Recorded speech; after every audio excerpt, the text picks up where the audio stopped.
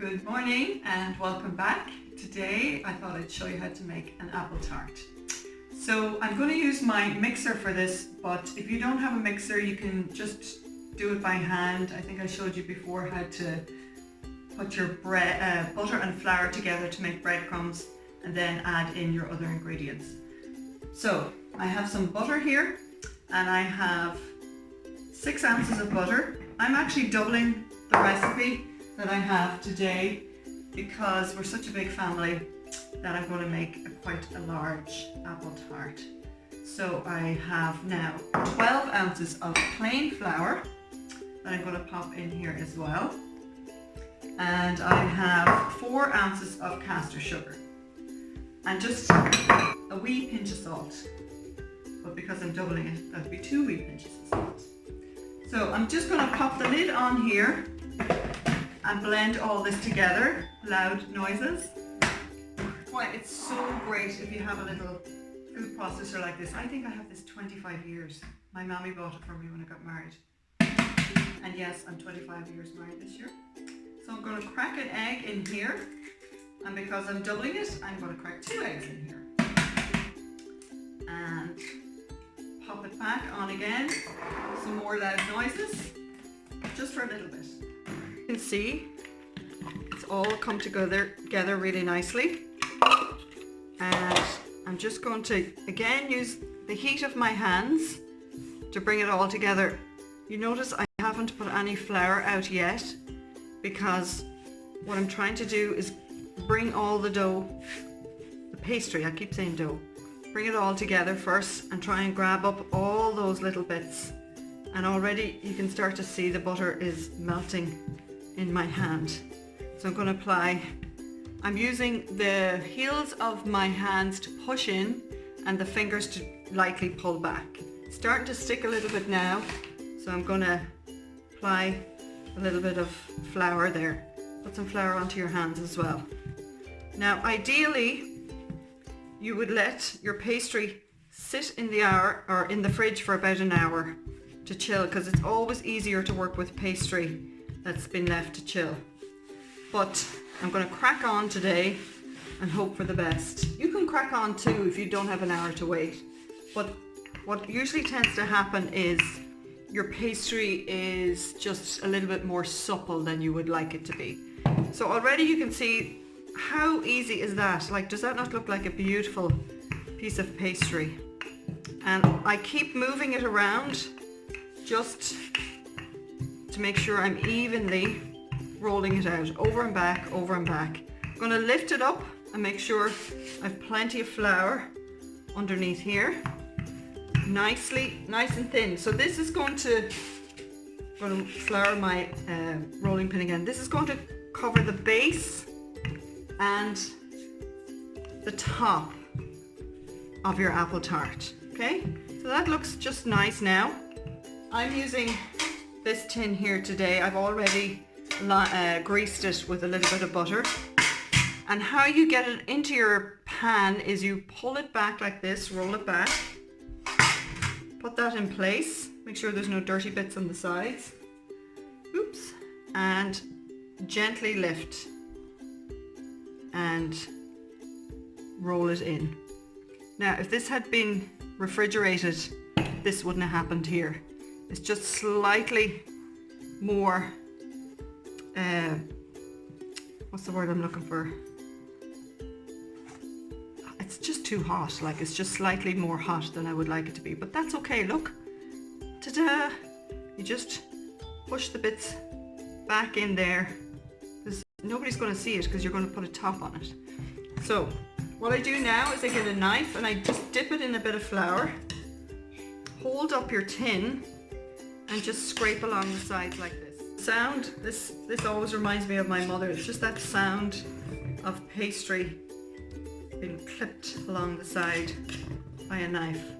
So you just have to keep dipping your knife in the flour so you don't stick your knife to the pastry.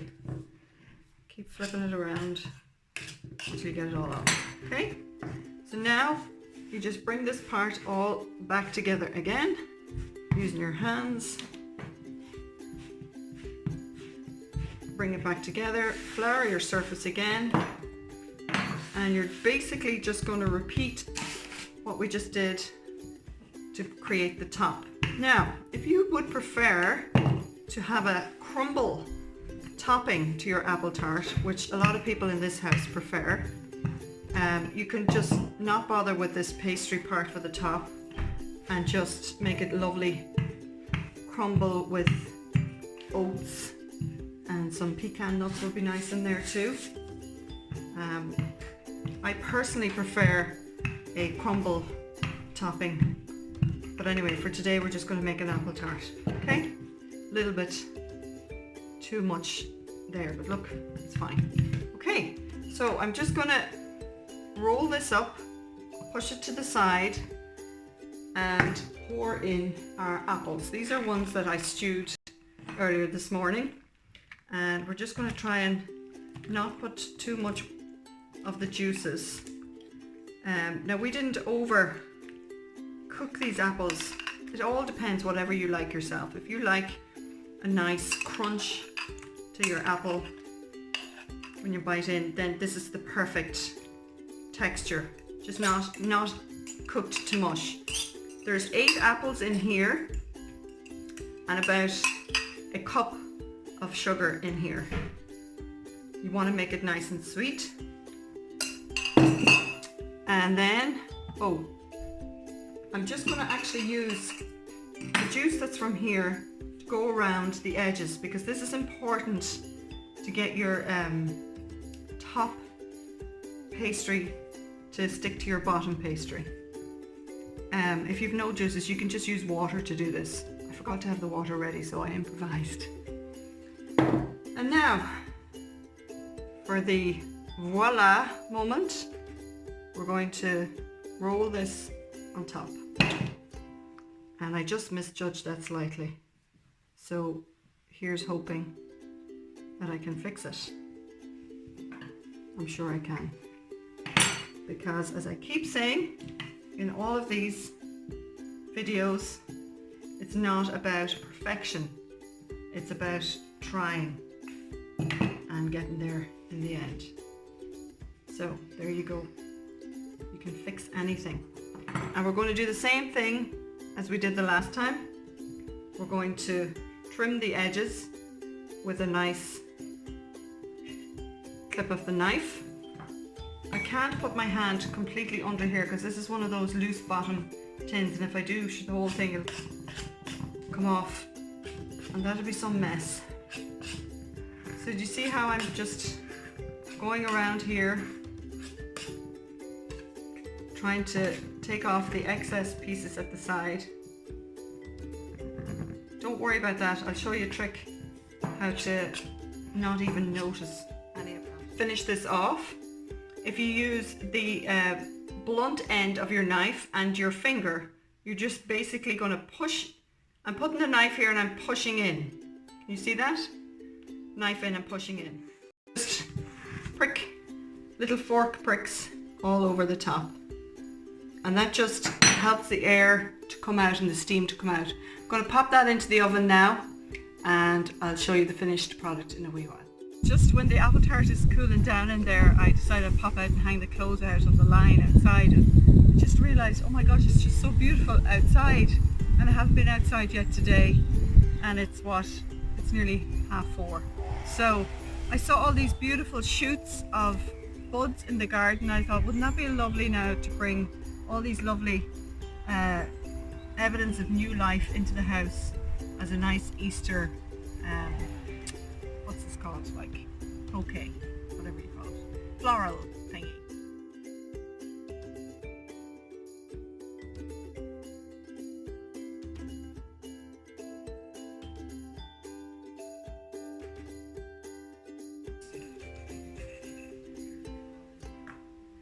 Don't mind those bits that fall off, they'll be eaten as well.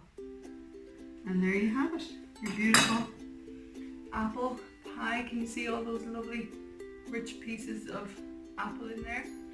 Looks beautiful. It smells delicious. We're going to have to eat it now. Thanks for coming, and I hope to see you all again soon. God bless.